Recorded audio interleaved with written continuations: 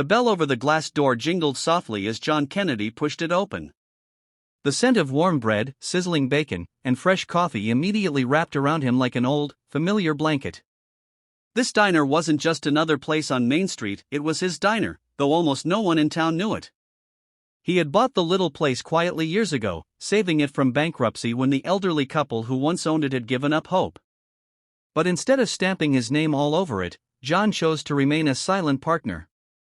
Tonight, however, he wasn't coming in as the owner. He was coming in as just another hungry customer, an anonymous man who wanted nothing more than a simple sandwich and maybe a bit of peace away from the spotlight of politics.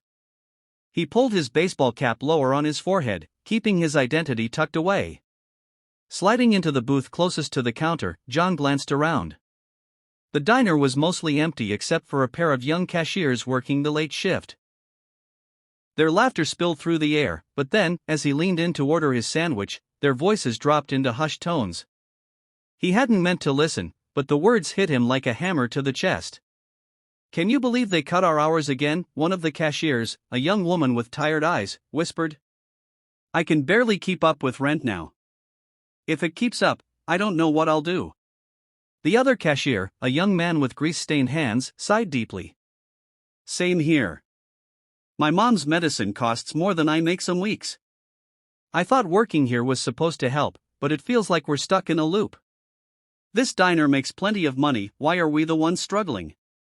John froze, his hand tightening around the napkin in front of him. Plenty of money? He had always assumed the place was doing well, that his silent investment was enough to keep everything afloat, not just for the building, but for the people inside it. He had trusted the managers he appointed to run it fairly. But now, hearing the fatigue and quiet desperation in those voices, he felt his heart sink. The waitress brought over his sandwich warm rye bread, stacked high with turkey and cheese, but it suddenly didn't matter. He couldn't taste food with the lump in his throat.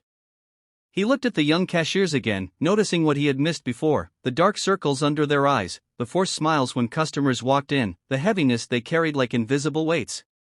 For the first time, John Kennedy, the senator, the decision-maker, the man who people thought had all the answers, felt ashamed.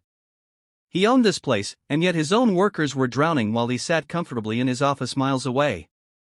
The next morning, John showed up at the diner again. This time, he didn't hide under a cap.